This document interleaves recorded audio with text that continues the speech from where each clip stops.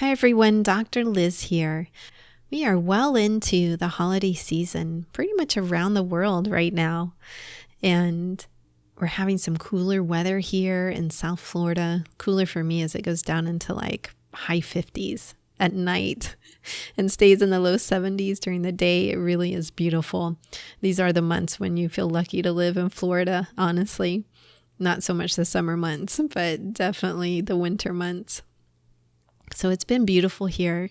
And I just want to let you know that my heart reaches out to all of you who are struggling this year, who have perhaps lost someone due to COVID or any other disease or accident or however that happens. I know some people are alone and celebrated Thanksgiving alone in the US. It's a big holiday that involves family, usually for us. So I just want you to know that I hold you in my meditations in the mornings that I do and in my thoughts. Today's episode is quite unusual. I don't typically do my own work on the podcast live. And this isn't live, quote unquote, but it is not edited. So I did not go through and edit any of it out. I felt like it was a really powerful session. Originally, a friend was scheduled to do this work with Dr. Hahn, and something came up where she couldn't make it. And so at the last minute, I said, well, I'll do the work with you. And he said, wonderful. He was interviewed on episode 184. So just a couple of weeks ago, really, on the podcast. His episode is called Life-Centered Healing with Dr. Andy Hahn. He is a licensed clinical psychologist and is the creator and trainer of this really beautiful healing system. He practices around the world, and his office is in Massachusetts in the United States. You can see more about him at his website, lifecenteredtherapy.com. Now, this session gets pretty emotional, and typically I don't record video of my interviews. I have an audio-only podcast. The audio posts to YouTube, but it is simply audio. But this episode is quite different than any other I have ever aired. So I also put the video up on YouTube.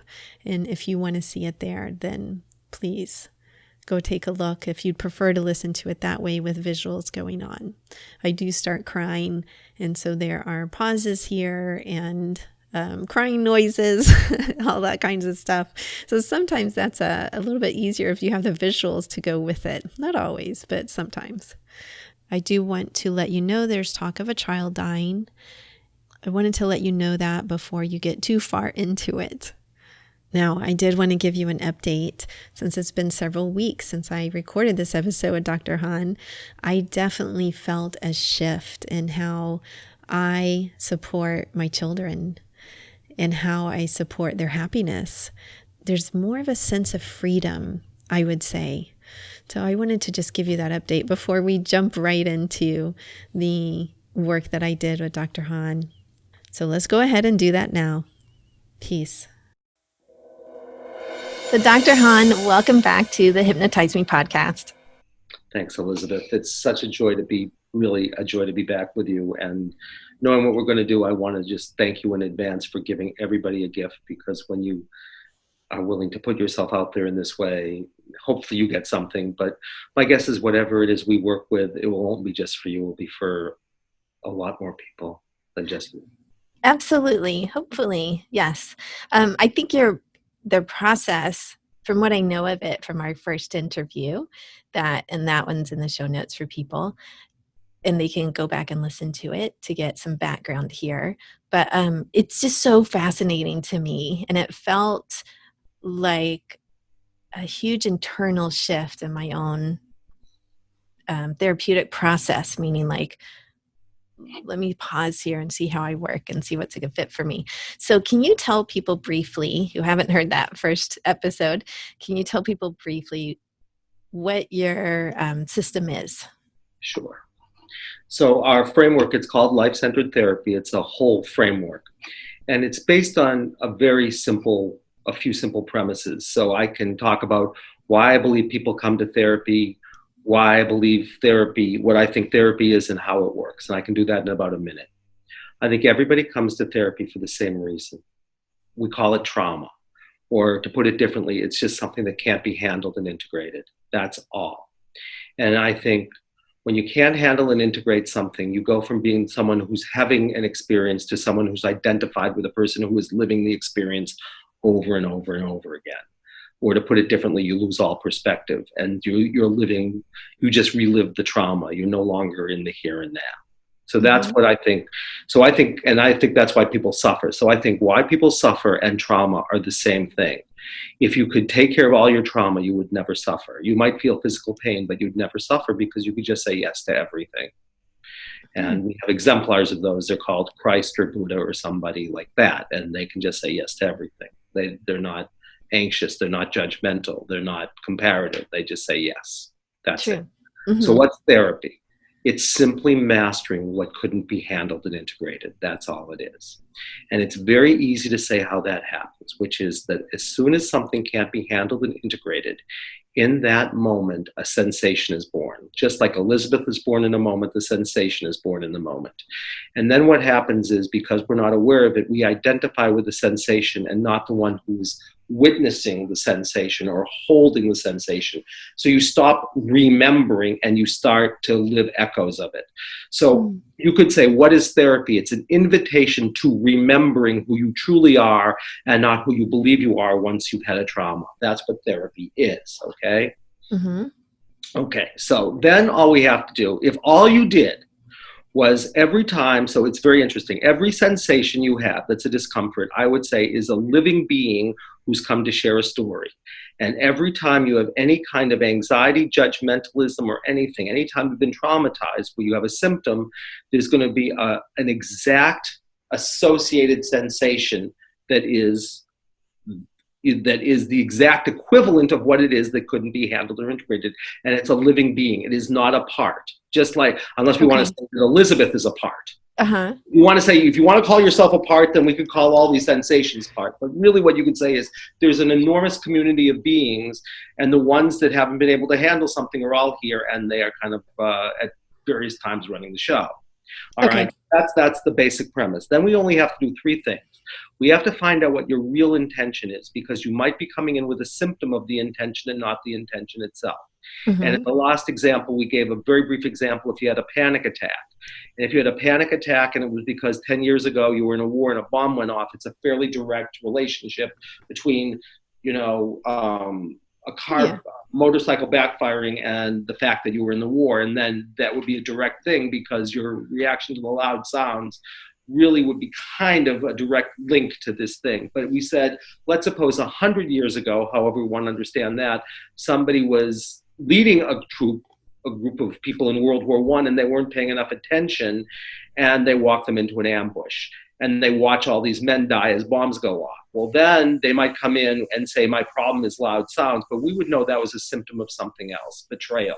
And we might know, right, that betrayal might be the root cause of their reactions to loud sounds, their OCD, because they couldn't, they say, I don't know why, but if something goes wrong, something terrible is going to happen. It might be why they keep shooting themselves in the foot whenever they want to be a leader, because they would not want to put themselves back in a place where they would betray again. If Mm-hmm. shrapnel actually hit them in the story, they might actually feel like they shot themselves in the foot, and they'd have a story where they something fell on their foot and that's why they were limping. But we would know that wasn't the problem.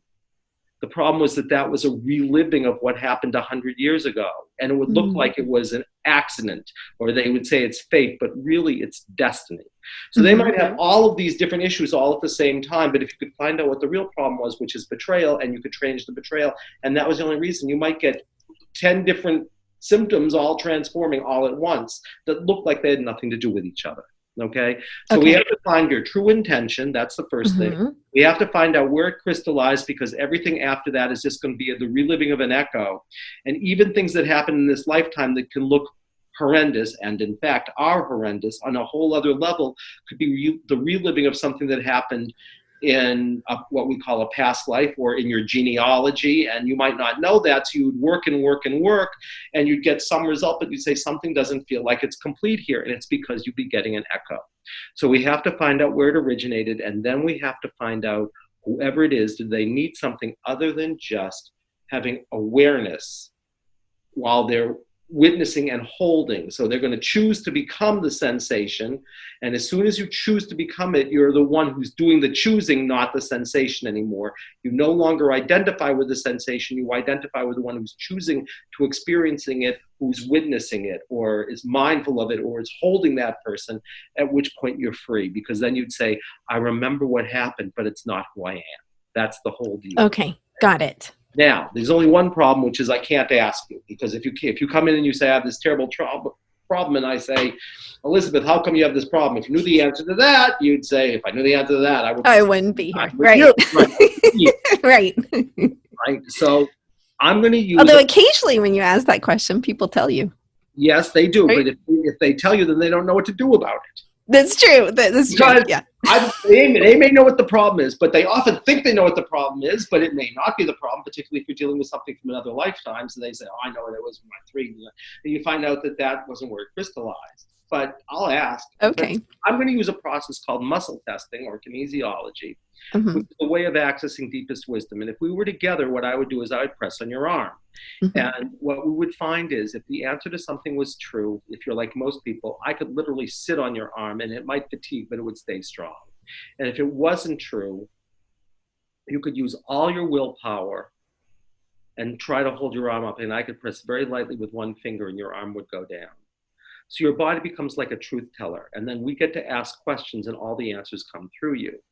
Except we have one problem here, which is that I'm outside of Boston and you're in Florida. So I can't put my hand through the computer. So I have to muscle test myself as a surrogate. And the only way that's possible is to say something that might sound funny, which is that on the surface, you and I are different. Just like cells in a mystical body. We have 3 trillion cells and all of them are different on the surface, but underneath it, there's the same template. In our case, if it's a cell, it's called the blueprint or the template or it's called DNA. And so what I want to say is you and I are like mystical cells in a mystical body that is called life, and we're holographic. So that if we were a holographic plate and you broke us into trillions and trillions of pieces, each of the surface ones would be different. But the underlying picture would be a whole universe. That's an evolving universe. And all we would have to do is then tap into the template. So what I do with you, which sounds funny, is I tap into the template and I focus on the part of the template that's called, in this world, Elizabeth. And then it's like I become that quickening, that life force called Elizabeth, as opposed to the life force called Andy. And since I have no particular stake in it, I don't do it perfectly. So you can say, Andy, that seems off. And I'll say that's possible because I could do it perfectly if I was truly an enlightened, realized being, which I'm not, but I do my best. And okay, great. I love it. So now we have the background in 10 minutes of what we do. Now, all I'm going to do is ask you one question. And I really want you to be with this, okay? So we're just now going to pause.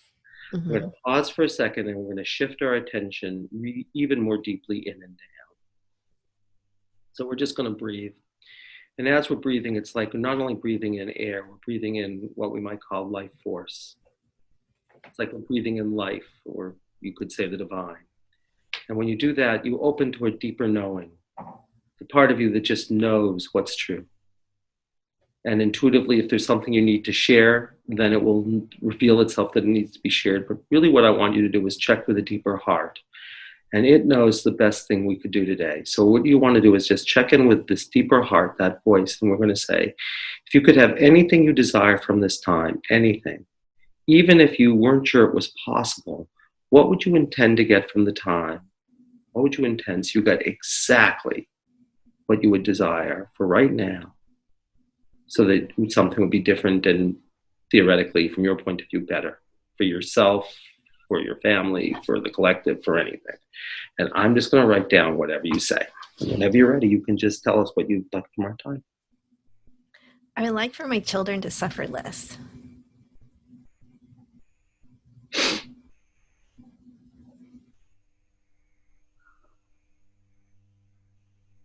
And that's really my true intention. I mean, the question sort of comes up of like, why do they suffer so much? But really, in asking that question, my true intention is that they suffer less. Like there's a part of me that, who cares about the why if they suffer less? Yeah. Good. Now, I want you to take one more moment. That might be really the only thing you'd want from our time. And that, of course, is an act of grace, but not surprising. That you say, if my children suffered less, then I would have what I truly desire. But why don't you just check in and see if there's anything else or if that's really it?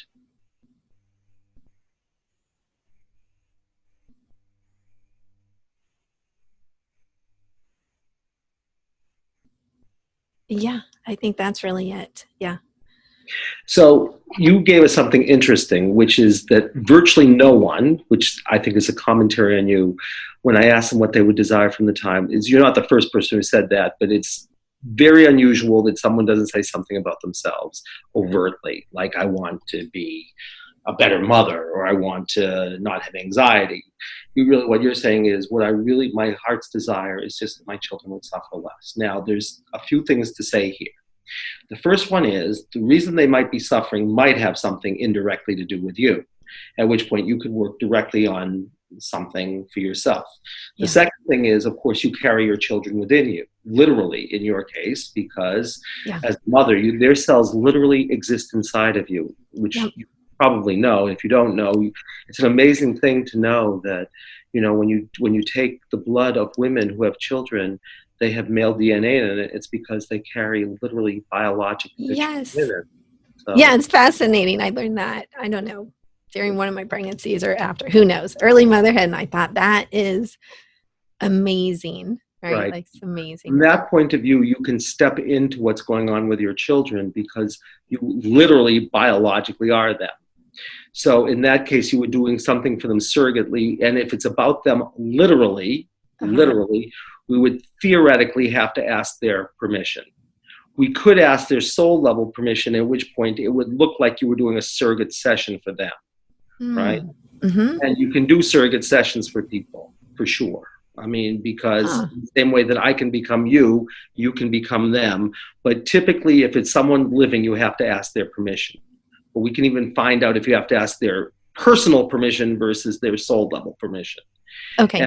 insofar as the reasons that they're suffering aren't about them per se, but about who they are in other lifetimes, particularly if it's genealogical, you wouldn't even have to ask because whatever it is that's affecting them would be coming down through you anyhow if it's genealogical, right? If something happened 5 generations ago on your mother's side and it came down through you and it wasn't even affecting you, and it can affect them and it can show up in them. Okay, so Okay. your situation is different enough that we have to say that. Okay, Got it.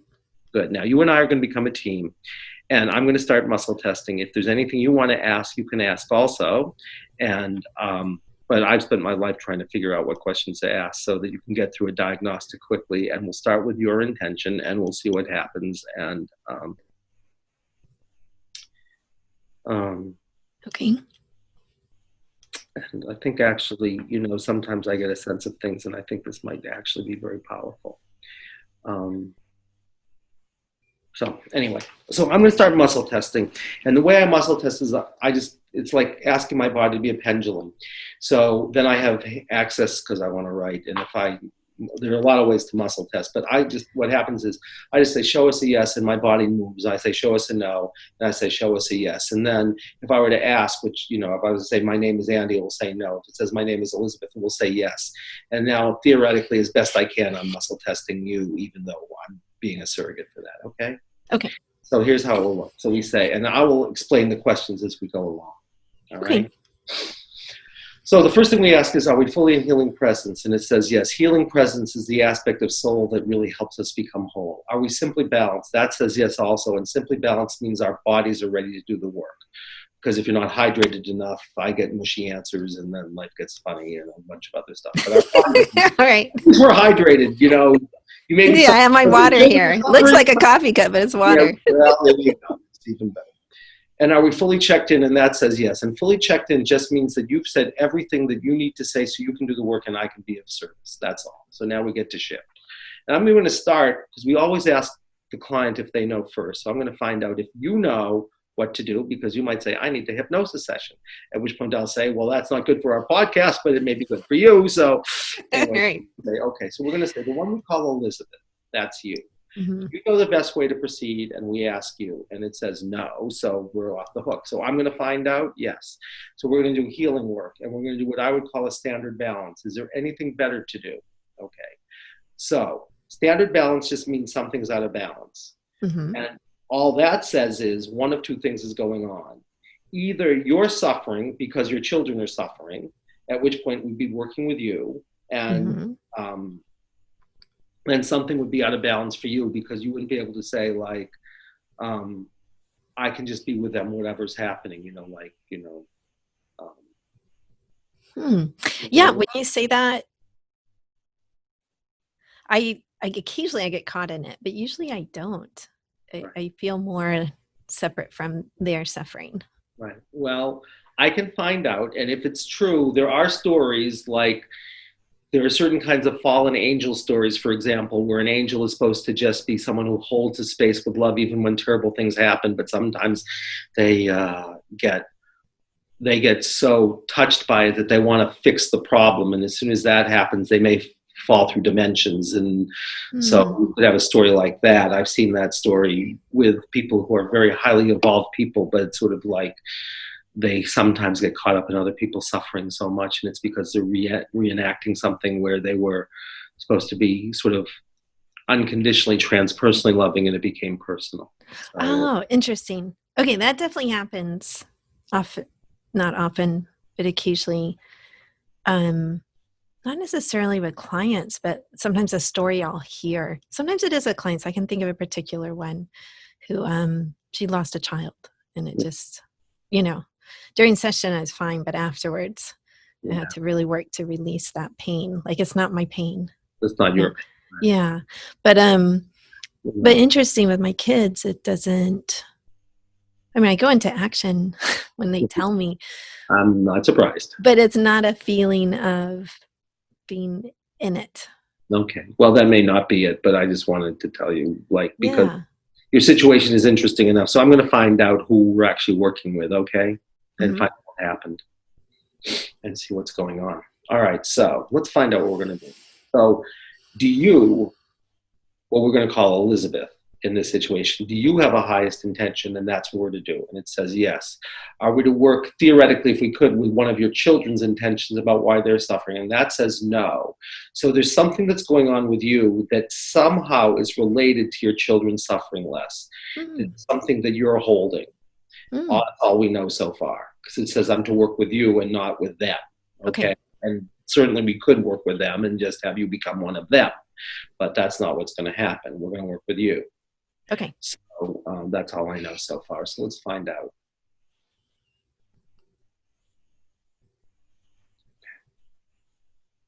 Okay, so here we go. So we're going to find out what we're going to do. So we're going to work with you.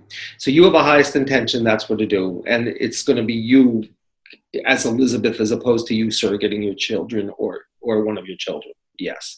So your highest intention. Let's find out. Your highest intention is any, some, or all of what you said, and it says it is what you said, that you want your children to suffer less. And why do they suffer so much? We have to work on that. But what we know, we're going to find out what that is. So that's it out of everything. Is it worded exactly correctly? Is it a blocked intention? Is it anything other than a blocked intention? So what that says is you're carrying somehow some kind of trauma which is related to your reactions to your children's suffering, so you want them to suffer less. That's all I know so far. Okay. Or it'd be like saying in a story more dramatically, why are they suffering so much? It'd be more like that. There's Hmm. some charge on it, right? That's all I know so far. So it might be that you're watching them suffer in a worse situation and like you're helpless or something. That might be an example of what we're talking about, because we know it says there's some kind of charge on this, okay? That Um, resonates. I often feel helpless well, because they're sort of yeah, they'll bring something up. I want to get them help. They don't want the help. right. And I end up feeling helpless. Like, how do I help you here? You How know? do I help you Yeah. here? And I can't help you. There's going to be something with you not feeling. That's exactly it. You're not going to be comfortable with your helplessness and your powerlessness. There's some charge on that, so that instead of being able to say, I can be with you, somehow your helplessness it's like your attention went back onto yourself and you weren't able to sit with your own helplessness or powerlessness in some situation. And that's somehow related to this. Hmm. The muscle test unbelievably strongly when you said that. Okay. Okay. So let's find out. So really that's the charge here. I want my children to suffer less. Why do they suffer so much? There's something, the part that we have to work on with you that somehow is related to their suffering is that you can't sit on some level with your own helplessness or your own powerlessness about being able to do something for them when they are suffering in some situation. Yeah, that's really strong. So thank you for that. All right, so that's it. And is that worded exactly correctly? Do we have to refine it? Do we have 100% permission? Are we done with that part? So we now know what we're going to work on. We're going to work on that you have some anxiety that's associated with my children are suffering and I can't help them suffer less. And there's this existential question, why do they suffer so much? And within it is some kind of helplessness or powerlessness or a pleading and a prayer not feeling answered or something like that. That's what we know, okay? So Mm-hmm. that's what we have to work with out of everything. All right, we asked source, we're going to work on it directly. We asked source, so it says you need a clue. So does it have the structure of a pattern or patterns? Yes. Are there patterns on it? So it means that your helplessness is not enough to know. We need to find something more about your helplessness. Okay. And it's some kind of universal theme like betrayal, like you felt betrayed or you felt like you did something and you betrayed them without meaning to, or they died and you couldn't stop it. So Okay. they This say, life or past? Like, I definitely feel like I betrayed them when they were little. Like, I was not the mother I wanted to be as much as I was trying. well, maybe that, at which point it will say it's this life. And then it will tell us the problem is betrayal. And it will say that it started in this lifetime, at which point you can then again decide if you want the world to know what that was or not. Okay. But the good news for you is I don't think that's going to be it because it doesn't hit. All right, let's find out what the pattern is. Maybe it is a pattern betrayal. We'll find out. So we're looking for, but you need it's some kind of universal theme, a universal mythic theme like betrayal or neglect, or you can't let go or something. So let's find out what it is. Okay. It's one made up of one. Is it standard life-centered therapy, standard form? Is it any other kind of pattern at all? So it's something in this framework. And there are three categories. I'm going to find out which one. Is it single-center? No. Is it major energetic? Yes. Is it identity? No. So what that says is you're reliving a story of some kind of theme, and the theme has made you believe things that you know aren't true. You won't let yourself feel some feeling in the context of this and be a choice about expression, and there's a boundary trauma or there's some kind of boundary violation all around whatever this theme is. That's all we found out so far. Let's find out what the theme is. Okay, so it's in the material realms. Yes, it's in the non-material realms. So it's not a story of someone put a curse on you or your children. That'd be non-material. This is material. You'll be able to know it through your five senses. That's Okay. all. Oof. Well, that's a relief. There's no curse. Okay. Honestly. All right, let's find out what it is. Yeah. So I'll find out if it's betrayal also. I mean, maybe. Let's find out. So we get to the right answer. I'm going to go backwards, and it's only going to happen once. Split, so it's not that. Multiple, it's not that. Neglect, it's not that. Grudge, it's not that. Death, oh, it's a death wish. Well, wounded, it's not betrayal, it's a death wish. Mm. So what that says is,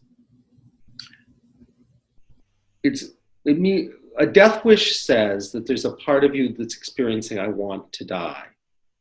If it's in this lifetime, it might be because you did something so terrible when you were young that you said, I wish I were dead. You know, like I betrayed them so badly that I wished I were dead, and you'd have a suicidal thought or something. If it's in another lifetime, it means that either you watched them die, at which point you wished you were dead, or you died in a way that you felt like you were abandoning them and you couldn't save them or something like that. So, and it's what we know about the death wish. I'm going to be a little bit more educational with you. Is we know you dissociated in it. So if you wished you were dead, it'd be like you watched them die and you couldn't do anything about it, and then you dissociated. Or if you died, you would have a thought of like, how can I die right now? My children need me, but they're going to suffer, and I won't be around for them. It's going to be a story like that. Okay, so I'm going to pause here for Go a ahead. moment and tell people, this has been the theme of my life, this death wish type of thing. Okay. And I have worked on it in layers, like you talked about in the previous episode, layers and layers and layers. And I am just sort of stunned that it's coming up again. Um, and you didn't know any of this about me before this session, like zero, zero. But it was my father died at 53 and Mm. when I was 18. And he had decided to die at that age because his father did. And it took many, many years and lots and lots of work with different types of work to what I thought resolve the fact that like I'm not going to die. For many years I wanted to, like, oh, I'll get to my 50s, I'll die just like my dad. Mhm. And thinking I've reversed that and really believing I reversed that. But at the same time, sort of being terrified. I'm 51 next week, being terrified that I'm going to leave my kids because I don't want to. Like that as the, like, no, I cannot leave them. Like I have to stay alive for them and with them. That's, yeah, it's been on my mind a lot. Yeah, well, I can only tell you I'm getting kind of chills and goosebumps, and when you say that, there's something still stuck there. That's all I know, and we can do something Okay. with that. I mean, there may be more than one thing stuck. Have you ever worked either genealogically or in your karma around these things? Have you worked in your Yeah, body? I've seen a psychic once in my life, Uh, and yeah, go ahead. she was like, I don't know. I don't know if that's genealogically, honestly. It was a very brief session and it was with someone I trusted and, highly recommended.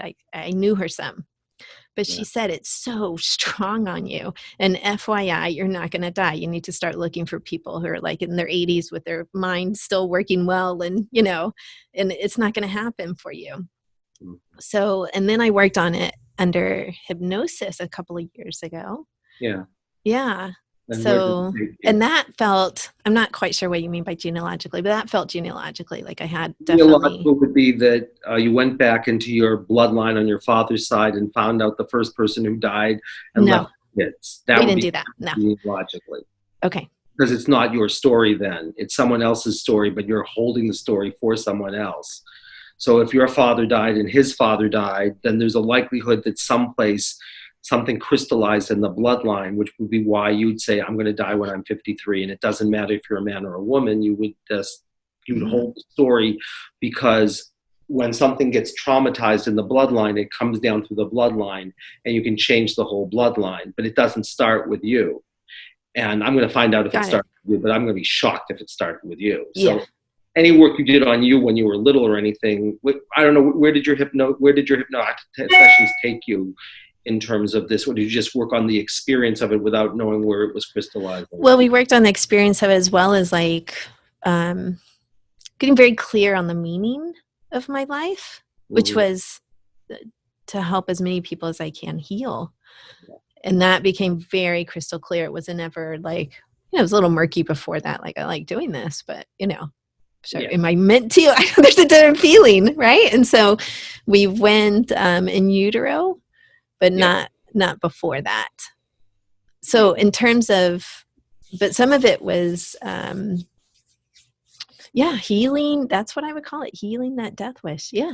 Yeah, well, if you went in utero, that's still in this lifetime. I'll find out Mm-hmm. if it's in this lifetime. And if it says it was in this lifetime, then there's still something to work on. And this lifetime starts at the moment of conception. So certainly it could be something in utero, but it could be something in your bloodline. And if it's in the bloodline, it can affect you in utero or in your karmic, Mm-hmm. because I don't know what happened to you in utero, but I'll find out if that's where this thing crystallized. And if it is, we'll go back there again. Okay. Okay. Well, right now, all we know is whatever you said this theme is exactly it. Because the second I tune back to it, I start getting goosebumps and chills, and that usually for me is that you're exactly in the right place. All right, so so there's still a part of you that's experiencing I want to die. Now, of course, that doesn't mean necessarily you want to die. Right. It just means that you had a if it's you dying in the story, or if you were standing in for someone who died in the story, they would have essentially not been able to really metabolize the death.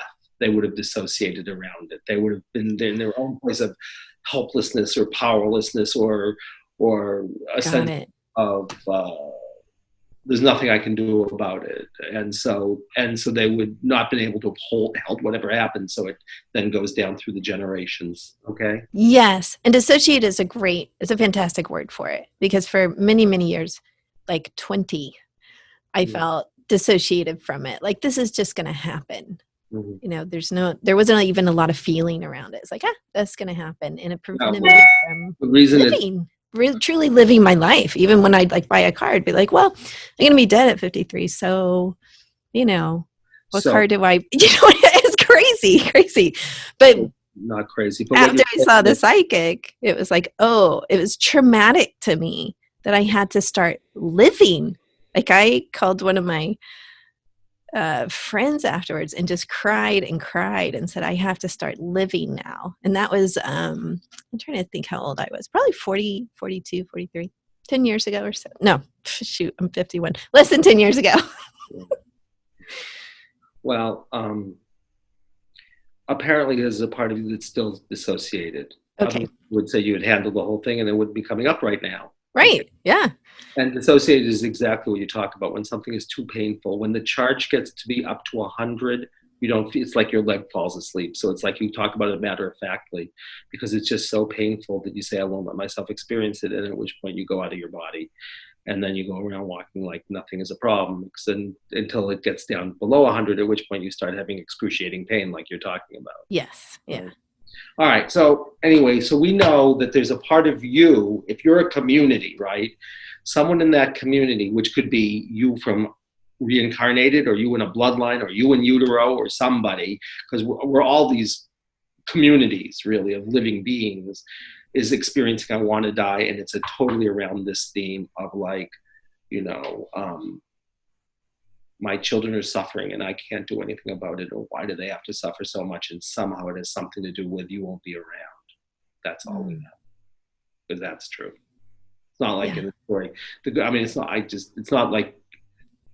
It's not like you watched them die, like in the Holocaust or something, and said like this one. You may have one of those too. At which point you still might want to die, but then you just say, "What's the point of life?" Because they've died. That's not this one. Right. I'm not going to talk about that.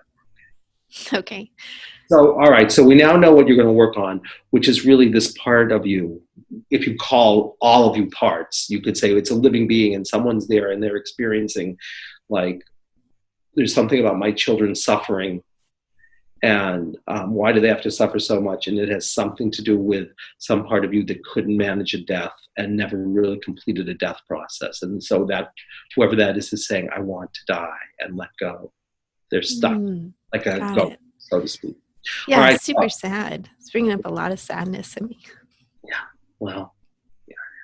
And it's someone else's sadness that's yours, right? All right. So the next thing to do to find information about story. So we're going to find out, we need a root cause and a narrative. We need one of each. All right, it does not originate in your lifetime. I asked if it originates in a past life.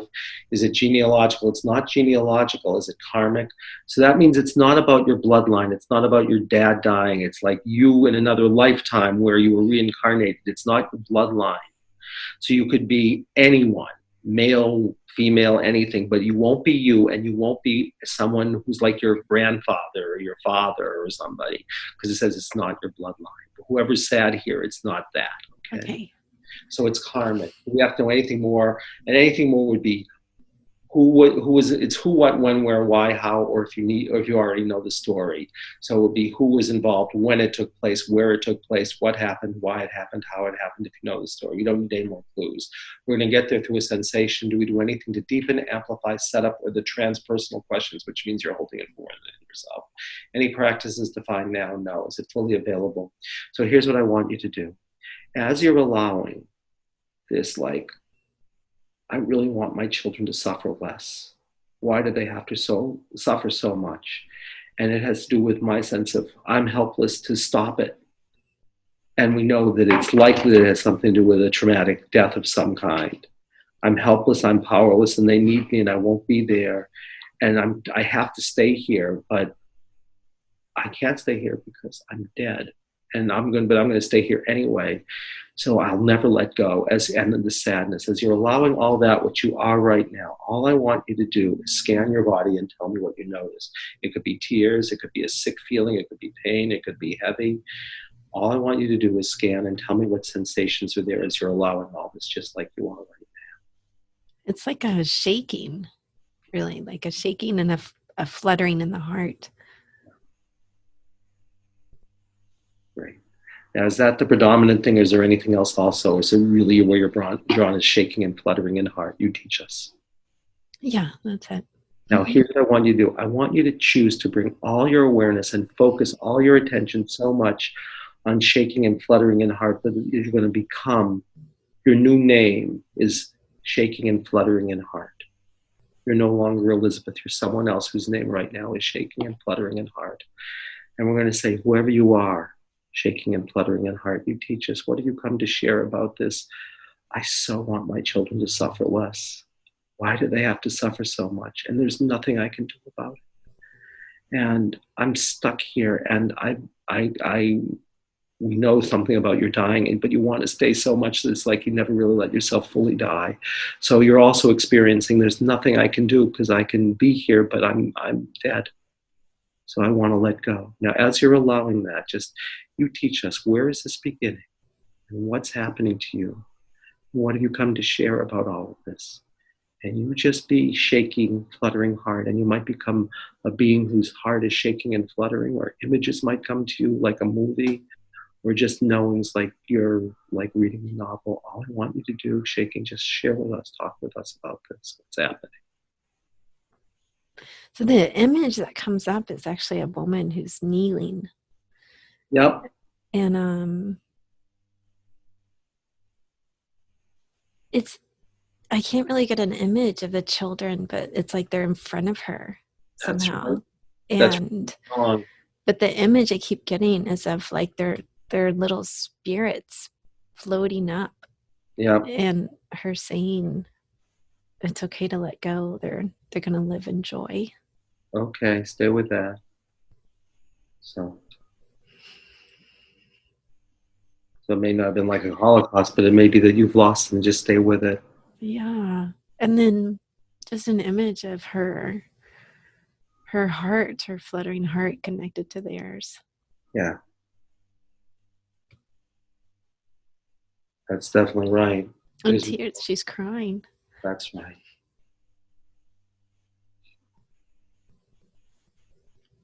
That's right. Mm.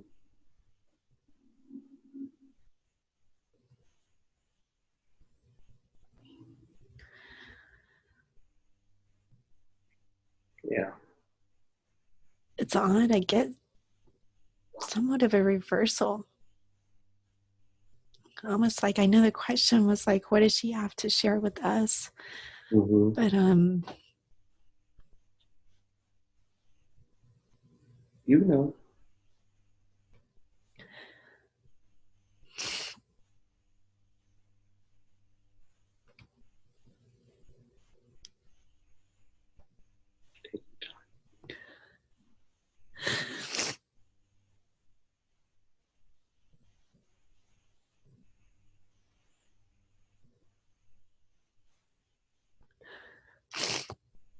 she's so sad.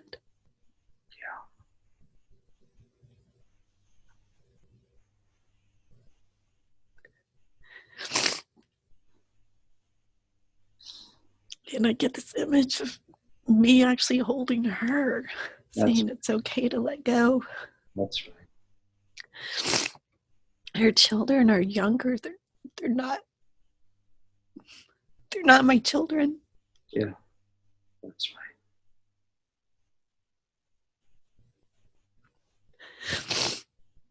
And the other like odd part is that she's in gray. It's like a black and white image, Yeah, almost like this grayscale image. But the children's souls and spirits are like this, yellowish whitish light, and so is her heart.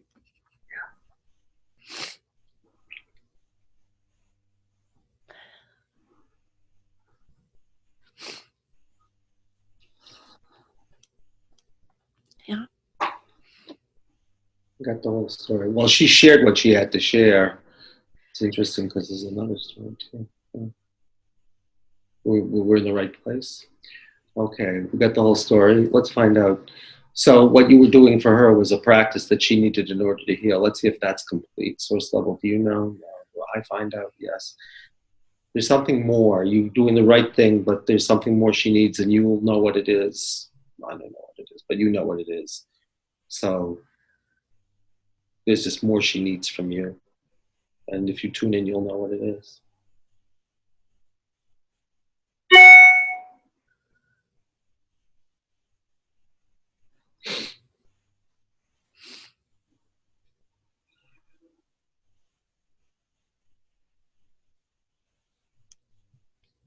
The image that comes is just she doesn't want to leave, That's right. that spot. That's right.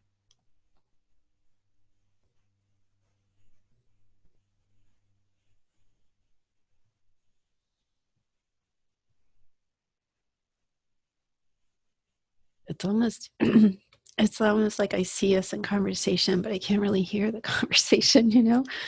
But it's like going back and forth where I say to her, you can stay here as long as you want. Mm-hmm.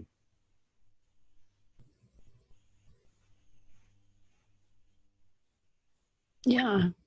I almost feel like she was led away before. That is a feeling that she was led away somehow before she was ready to let go, and no one let her stay as long as she wanted to. That's right. That's a Yeah. really strong. Yeah. That explains something. Yeah. Okay. So as you're sharing that with her, you can be here as long as you want, and I'm here with you. See if there's anything else. It just strikes me as a similar feeling after my father died and we were at the gravesite, and I didn't want to leave. Mm-hmm. It was raining and cold, and because he died in December, and I was in Texas, not Florida. And but I had to at some point. Everybody was leaving. That was the feeling. I had to, but I didn't want to. I Yeah. wasn't ready. Yeah. Yeah, it's the same feeling. Yeah. Well, it's a good thing she has you. Mm-hmm. Good. So find out what happens when you just share with her. You can stay here as long as you need to. I'm here with you. See if there's anything else. Then there's a sense of peace. Yeah. Not that she's not still sad and in grief, but there's a sense of peace. It's almost like you see it spreading through her body, like this white light that spreads through her body. Yeah. Yeah. A calmness, I would say. Yeah. Yeah. A comfort. Yeah. Yeah. Good. All right. I want you to do one thing for me, okay? Because you just changed all of history, which is going to be good news for everybody. I want you to find out what happened to her when you weren't there for her and she didn't have this practice with you. Find out what happened to her afterwards when the story played out the way that it did originally. Just find out. Oh, I think she lived in grief. Yeah. Yeah. Dissociated, like you said, like just sort of a zombie walking around the rest of her life. Yeah. Not truly living, like feeling Mm-hmm. dead inside herself. Yeah. And living, I think, I just see her like these images of her living in her suffering. Yeah. Yeah. Not being able to let it go or have moments of joy or happiness. Yeah. Yeah.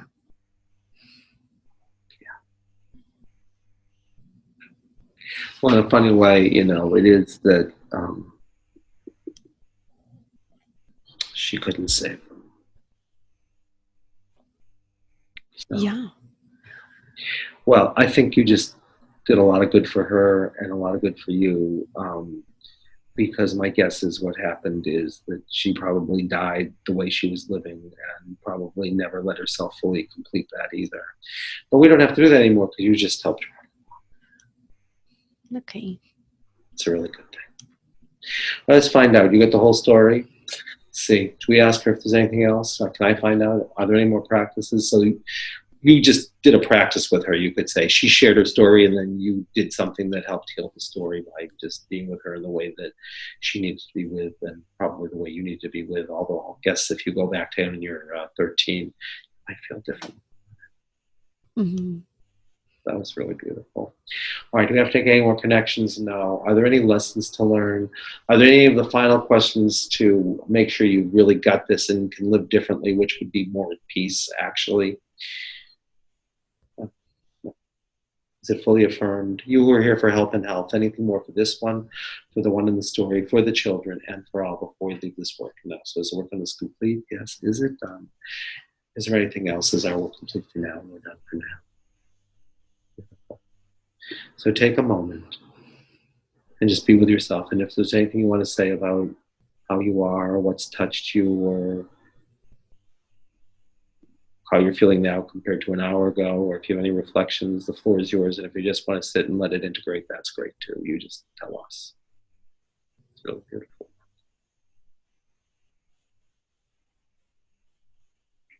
Yeah, I have a question. Go ahead. What's your question?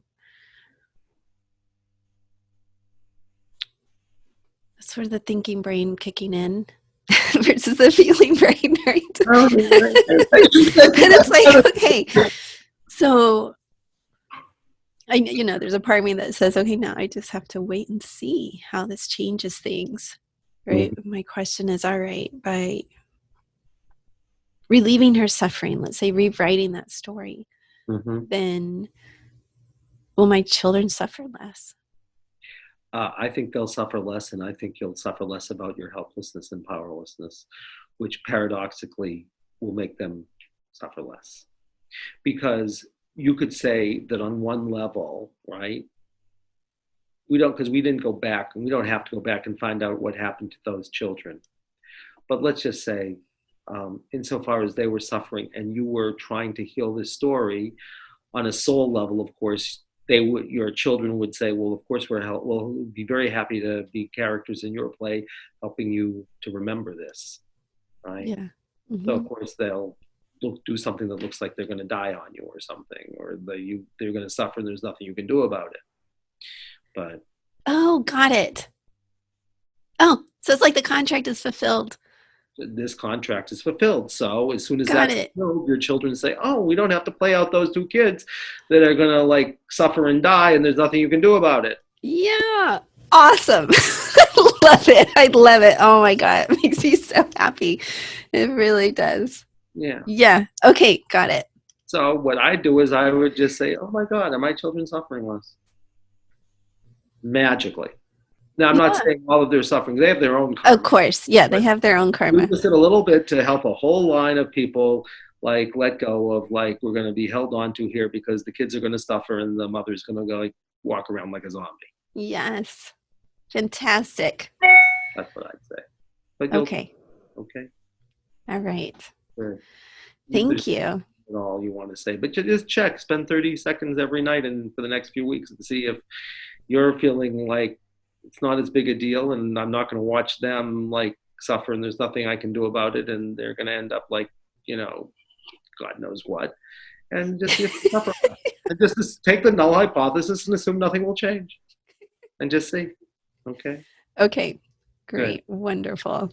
Now see if there's anything more you want to ask or share or anything before we say goodbye for now about this. Oh, just how grateful I am. Thank you so much.